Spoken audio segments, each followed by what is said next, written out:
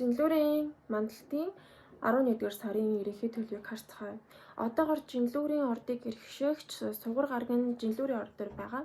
Харин 11 сарын 7-оос хойш сугар гарыг таны 2-р хавс болох Хилэнцгийн орд руу нүүнэ. 2-р хавс нь хоол хүнс, мөнгө, хувийн санхүү, материалын үйл хэрэгүүдийг хариуцдаг. Тэгэхээр 11 сарын 7-оос хойш таны төвлөрөх сэдвүүд, таны анхаарал татагдах сэдвүүд 2-р хавсын сэдвүүд байх болно. Энэ нь мөнгө, санхүү, эсвэл хоол хүнс, хувцас хунаар, материалын үйл хэрэгүүд, яг амьдралд хэрэгтэй яг газарсан үйл хэрэгүүдэд илүү ихээр төвлөрөх болно. Гэхдээ 11 сарын 7-нд мөн яг Юранус буюу Тэнгэрийн хаан гарыг таны 8-р хавс руу зэрэгнүүн. Тэгэхээр 8-р хавс нь яг 2-р хавсны эсрэг байдаг хавс. Тэгэхээр 8-р хавс нь өөртөө ямар сэдвүүдийг агуулдаг вэ гэхээр яг 20-р хавсны эсрэг утгыг агуулдаг.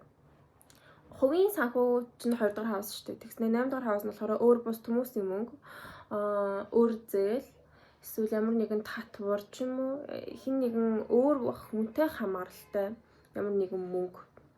Тийм зүйлсийг 8-р хавс нь өөртөө агуулдаг. Мөн 8-р хавс нь нууц үйл хэрэгүүдийг агуулдаг, мөн сэтгэл санааны жоохон дарамттай үйл хэрэгүүдийг бас агуулж болдог. Тэгэхээр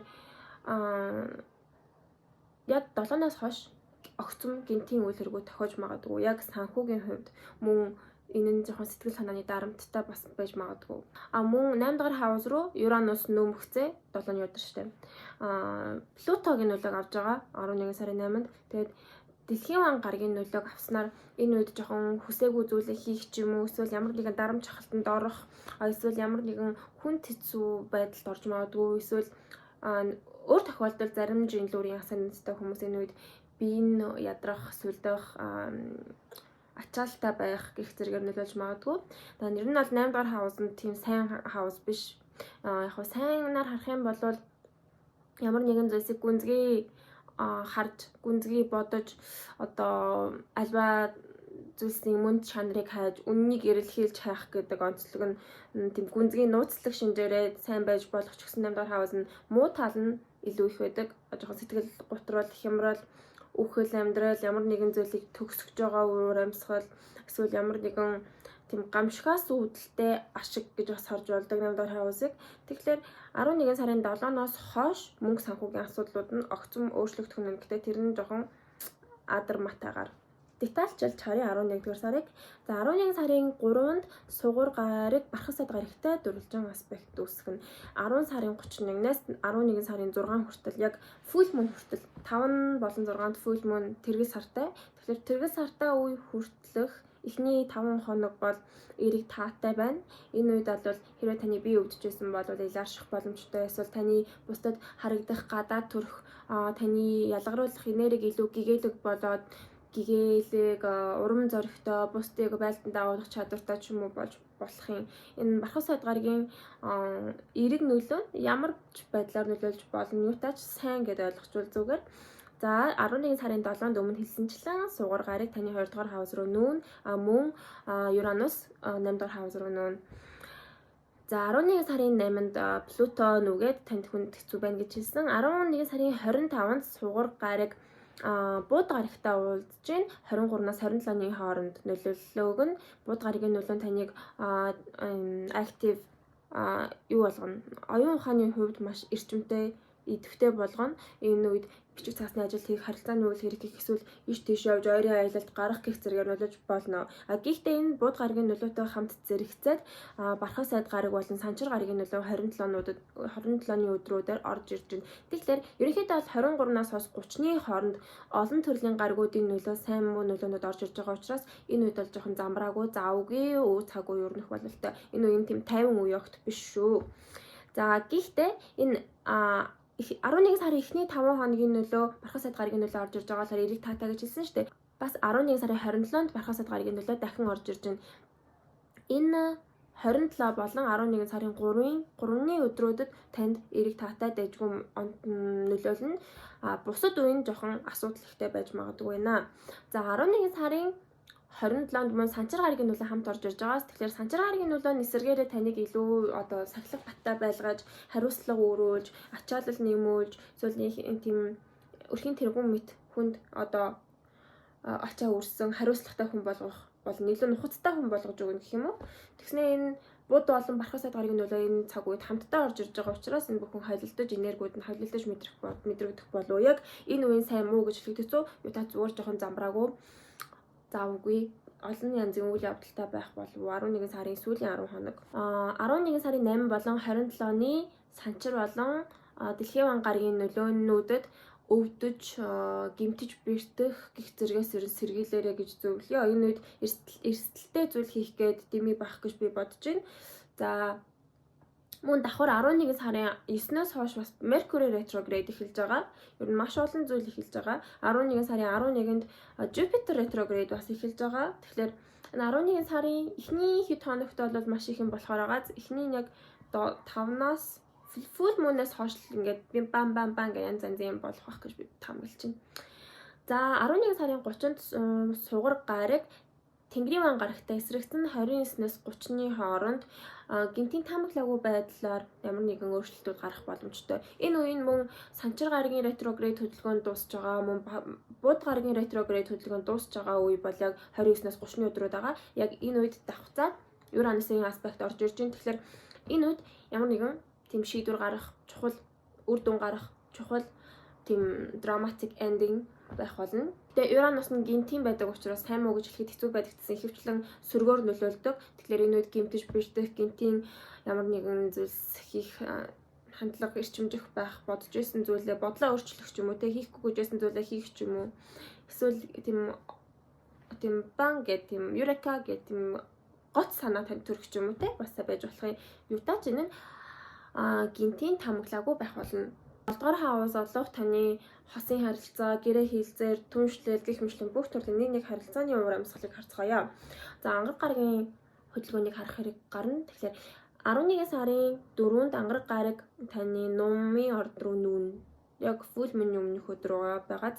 Тэгэхээр нумын орд гэдэг нь таны харилцааны үйл хэргүүд болох 3 дугаар хаусыг захирагч хаус. Тэгэхээр яг таны 3 дугаар хаус дээр энэ сарын турш Mercury retrograde болж өрнөн. Тэгэхээр харилцаа холбооны үйл хэрэгүүд, эсвэл мэдээлэл дамжуулах үйл хэрэгүүд, маркетинг хийх үйл хэрэгүүд ч юм уу. Гэх мэтлэн эсвэл эргэн тойрны хөршүүд, ах эгчдөөс, эргэн тойрны дотны хүмүүстэй, найз нөхдөд ч юм уу харилцаанд Mercury retrograde жоохон саад хийх болно. Саад хийн гэдэг нь мэдээлэл буруу дамжих, эсвэл жоохон хүнд хэцүү аялал хийх, хүнд хэцүү харилцаа үүсгэх гэх зэргээр нөлөөлж магадгүй. Тэгээ энэ нь жоохон сөрөг байна. 7 дугаар хаусын хувьд бол. Учир нь 11 сарын 5-нд full moon-тэй өдөр ангараг гараг Тэнгэрийн ван гарагтай эсрэгцэн 4-өөс 7-ны хооронд гинтийн байдлаар саалах, гинтийн байдлаар гэрээ цуцлагдах боломжтой. Гэхдээ энэ нь өөр тохиолдолд гинтийн байдлаар хэн нэгнтэй уулзах, эсвэл гинтийн байдлаар ямар нэгэн гэрээ хэлцээр хийх, эсвэл гинтийн байдлаар хэн нэг X чинь гарч ирэх ч юм уу, эсвэл гинт хэн нэгэн талуу бичих ч юм уу те уулзах уу гэдэг. Гэх мэтлэнгээр харилцааны хувьд жоохон таамаглаагүй байдлаар нөлөөлнө. За 11 сарын 13-нд ангараг гараг бууд гарагтай уулзна. Гэхдээ энэ үед бууд гараг нь ретроград хөдөлгөөнд орсон байгаа учраас хүсээгүй харилцаа үүсгэх ч юм уу, хүсээгүй иш тийш явах хоёрын аялал хийх шаардлага гарах ч юм уу. Жоохон тийм нүүц суух шаардлага гарах ч юм уу те. Тийм байна. Эсвэл ямар нэгэн орхигдуулсан урд өмнө хийж байгаа тайжчихсан байсан бичиг цаасны ажил хэрэг, мэдээлэл дамжуулах ажил хэрэгүүд нь эрчимжиж энэ үед магадгүй 8-15-ны өдрүүдэд 11 сарын 24-ний аспектс жоохон тийм мухаагүй сөрөг байна. Тиймхэн байна.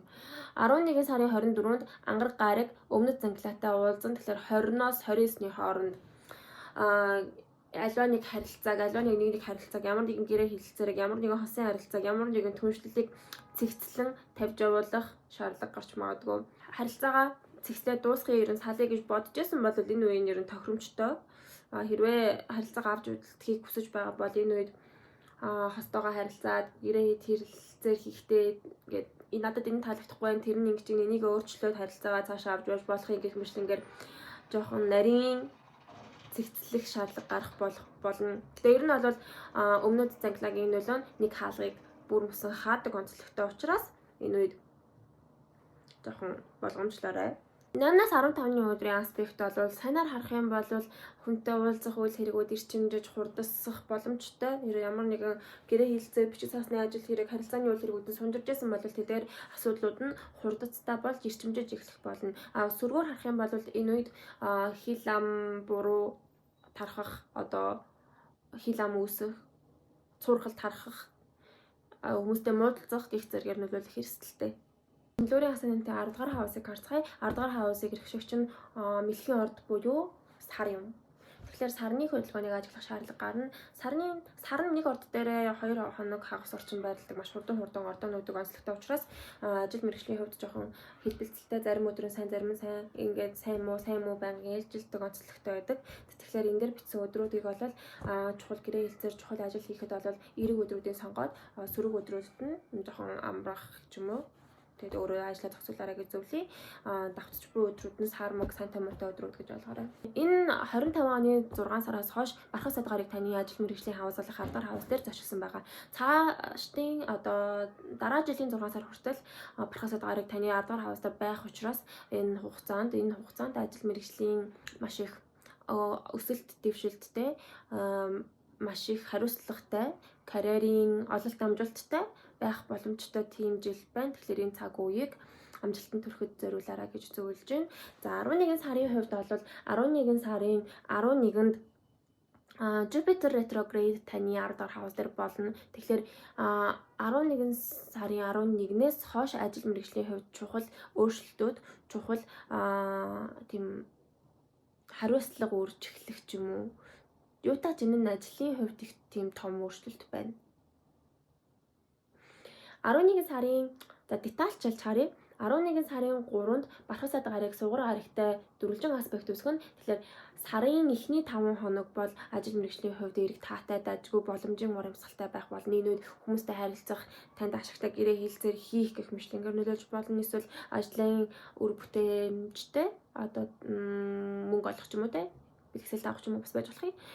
За 11 сарын 12 болон 17-нд яг энэ үед Jupiter retrograde эхэлсэн үе байгаад тэгэхээр энэ үед бархах садгарыг санчир болон нарны нөлөөгөө авч ийн 3 аспект өсгч нар болсон санчир гарагтай. Тэгэхээр 5-наас 21-ний хооронд яг 11 сарын 5-нд full moon болсноос хойш 21 хүртэл 2-7 хоног орчим байгаад яг new moon хүртэл гэсэн үг. Ер нь бол энэ үед ажил мэргэжлийн хувьд хариуцлага ихсэн жоохон хүнд хэцүү ажлууд хийх шаардлага гарч магадгүй. Тэгээд бас дээрэс нь нарын нөлөө орж иж байгаа учраас таныг ингээд бүгд харж байгаа бүх олонний нүдэн дээр ингээд гарч ирж ямар нэг юм танилцуулах ч юм уу эсвэл хийж байгаа ажлын процесс ч юм бүх хүмүүст ил байх боломжтой, спотлайт авах боломжтой байхгүй. Гэтэ хэрвээ энэ үеэр үнэхээр сайн хичээгээд хөдөлмөрлөж чадах юм бол энэ нь танд ашигтай. Таны нэр хүнд өсөх боломжтой. Албан тушаал өсөх бас боломжтой гэж магадгүй юм. Full moon 11 сарын 5-нд таны 8 дахь хаус дээр зочилсон байгаа учраас магадгүй энэ нь энэ ажил хүнд хэцүү ажил одны өмнө хийсний үр дүнд өөр бус хүмүүсийн хатай хамааралтай мөнгө үрзэл эсвэл санхүүжилт авах ч юм уу те нэг тиймэрхүү асуудлууд нас ирчимжиж бас магадгүй тийм 14 хоног өрнөх бололтой. Гэхдээ ерөн санчир гарагийн нөлөө жоохон ачаал их нэмэх учраас энэ эрүүл мэндэд бас анхааруул зүгээр болоо гэж бодож байна. За 11 сарын 23-нд бархах садгарыг бууд гарагтай гурвалжин аспект үүсгэн 20-ноос хойш 12 сарын 10 хүртэл нөлөөгөө өгнө. Энэ хугацаанд бичиг цаасны ажил хийх, хүмүүстэй харилцах үйл хэрэг хийх, маркетинг хийх гэх мэтлэнгээр гүйлгээ авахын шаардсан гар хуруугаа ажилуулсан ажил хэрэгүүдийг ихээр хийх боломжтой байх гэж бодож байна. За 11 сарын 27-нд бархах садгарыг сугар гарагтай гурвалжин аспект үүсгэн 24-өөс 29-ний хооронд нөлөөгөө өгнө. Энэ хугацаанд бол эрэг таатай байна ажил мэргэжлийн сэдвийн хүрээнд. Ерөнхийдөө бол 11 сарын дунд үед бол Mercury retrograde 3 дахь хаус дээр нь ухрах хөдөлгөөнд ороод Jupiter retrograde ч эхлээд тэгээд сарын төгсгөл үед яг тэдгээр нь дуусч байгаа байхгүй юу? Сарын төгсгөл 11 сарын 29-оос 30 хооронд Mercury retrograde, Saturn retrograde дуусч байгаа. Тэгэхээр яг энэ 11 сарын ихэнх үе болон сүүлийн үе хоёр ажил мэргэжлийн таатай байна танд. Ямар нэг үр дүн гарна. Тэгээд бас давхар 11 сарын 27-нд Бархад сад гарыг сугар гарагийн нөлөөг авч байгаа учраас энэ үед бусдад таалагдах үйл хэрэг гэхэд тааламжтай, сонгон шалгарах боломжтой, нэр хүнд өсөх боломжтой. Яг сарын эхний 5 хоног, сүүлийн 5 хоног орчим эерэг таатай байна гэдээ ойлгоорой. Гэр бүл оршин суудаг газар эцэг гэх мэтлэн бүх дотоод сэдвийн хүрээнд урамсгал ямар ахыг харцгаая. 4 дахь хаавс нь мөн гэр бүл оршин суудаг газар байдаг ч гэсэн бас таны хувийн эрхэлдэг бизнес бас байж болно 4 дахь хаавс нь. За тэгэхээр 4 дугаар хаавсыг эрхшээгч нь санчир юм аа. Санчир гарагийн нөлөөг харцгаая. 11 сарын 12-нд санчир гараг Бархад сад гарагтай гурван аспект үсгэн 5-аас 17-ны хооронд бол гэр бүл оршин суудаг газрын хувьд эерэг таатай тэлэлт өсөлттэй үе байна. Энэ үед гэрээ чимэглэх эсвэл хамаатан садан түүхэд төрөх ч юм уу, ам бол нэмэх ч юм уу, эсвэл гэрээ томсгох ч юм уу, ямар нэгэн байдлаар гэртээ гоё юм оруулах ч юм уу те.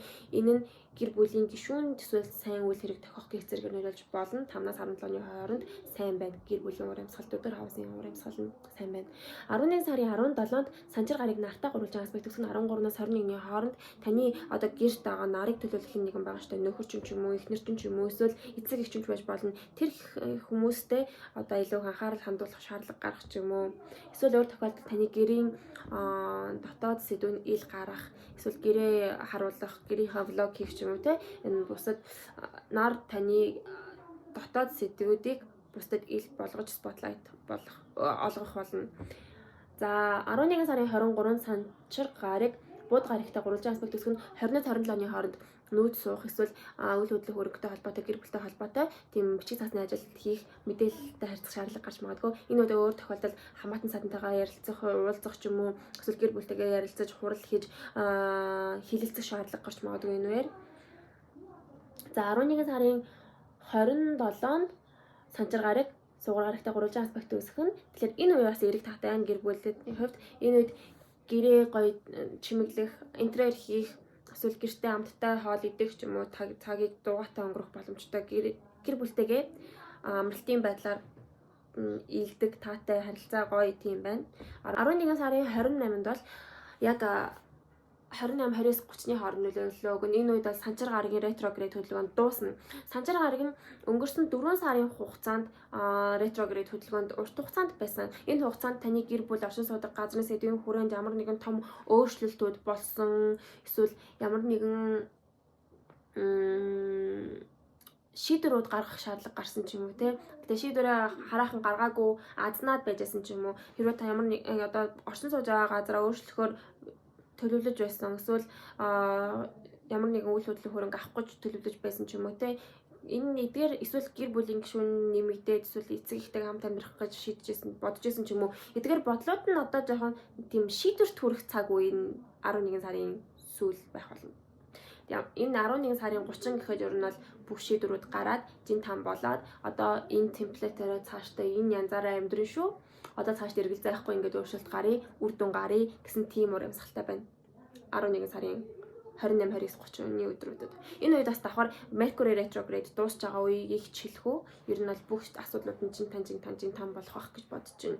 За 2 дахь хаваа залах мөнгө, санхүү, хувийн амжиргааны зардал, материалын үйл хэрэгүүд, хоол хүнс гэх мэтлэн сэдвүүд нь 11 дээр сарын амар их аспектууд, амар их үйл явдалтай байгаа. Ерөнхийдөө бол амар замбраагүй chaotic сайн тамуутай байгаа.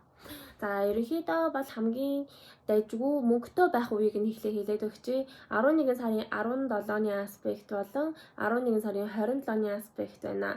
Энэ үед 11 сарын 17-нд нар Бархад сад гарагтай гурван аспект үсгэн 13-наас 21-ний хооронд мөнгөтэй болж болох боломжтой. 11 сарын 27-ны аспект нь сугар гараг Бархад сад гарагтай гурван аспект үсгэн 24-наас 29-ний хооронд. 13-наас 21, 24-нээс 29-ний хооронд мөнгө олох боломжтой учраас энэ үеэр орлогоо аваарай, энэ үед хостел хийгээрэй, энэ үед баяжиж аваарай. Бусад өдрүүдэд нь бол гинтийн таамаглаагүй байдлаар мөнгө их зарлагдаж, эсвэл мөнгө ихээр үргэж, бусад нь бол хүнд хэцүү байна. За ялангуяа энэ сарын ер нь амар замбраагүй байна. Юутай чинь сайн өдрүүдийг нь анзаараад мөнгөтэй болоод бусад үед нь мөнгөө хянамгаа зарцуулаарай гэж зөвлөмөр байна. Бусад нь бол тэр чигтээ дизастер байна. Гинтийн байдлаар их мөнгө зарлагдаж байна. Сарын эхэнд ингээл угаасаа яг сугар гараг таны 20 дугаар хаус руу орж ирсэн сар шүү дээ. Тэгэхээр мөнгөний асуудлууд амар их байгаа байхгүй юу. Гэтэ энэ мөнгөгүй байх гэсэн үг бас биш. Гэтэ учир зүггүй баяжна гэсэн үг бас биш. Юутаач орлого зарлага ихээр гарна. Орлого орж ирсэн ч гарах шаардлага гарна. Энэ үед бол 11 сарын 5-нд full moon гараад Uranus-ийн нөлөө орж ирнэ, гинтийн зарлага гарна. Тэгснэ 8-нд Pluto орж ирж дахиад мөнгөөр дарамтлана. Тэгснэ бууд гараг орж 13-нд бууд гарагийн нөлөө орж ирснэ. Мөнгөний урсгалыг эрчимжүүлж байгаа. Тэгснэ 11 сарын 17-нд санчир гараг орж ирснэ. Мөнгө хязгаарлаад дутагдаад удаашруулад байна. Тэгснэ 20-нд дахиад бууд гараг нь мөнгийг эрчимжүүлээд тэгснэ 21-нд дахиад Uranus дахиад гинтийн зарлага гаргана. 24-нд ангар гараг South Node-тай уулзж байна. Өмнөд Занклаатай уулзгаар чинь дахиад мөнгө нь дуусах ч юм уу те жоохон хэцүү үе байж болох байхгүй юу. Тэгсэн эсвэл эд зүйлс нь эвдрээ дахин худалдаж авах шаардлага гарах ч юм уу те. Энэ нь бас мөнгө гэлтгүй бас эд зүйл бас байж болдог шүү. За тэгээ 11 сарын 25-нд бууд гарагийн нөлөө дахиад мөнгө эрчимжүүлснэ. 27-нд бархасад гарыг орж ирж хальт жоохон мөнгө олдуулаад тэгснэ 27-нд санчир гарыг дахиад мөнгийг нь дуусгаад байгаа байхгүй юу. Тэгэхээр энэ үед одоо бархасад гарыг санчир гарагийн нөлөө хамтдаа орж ирж байгаа учраас энэ үед мөнгөө жоохон хянамга нухацтай зарцуулах, урт хугацаанд жоохон төлөвлөж зарцуулах шаардлагатай санагдаж байна. За тэгээ 11 сарын 30-нд сугар гарыг Uranus-тай эсрэгцээ дуусж байгаа байхгүй 29-ээс 30-ны хооронд бас л гинтийн зарлагаар дуусна гэсэн үг. За тэгээд амжилт хүсье. Дараагийн 12 сарын forecast дээр амьд минь сэрүүн байх юм бол уулзцгаая. Тэгээд like, subscribe дараарай баярлалаа баяртай.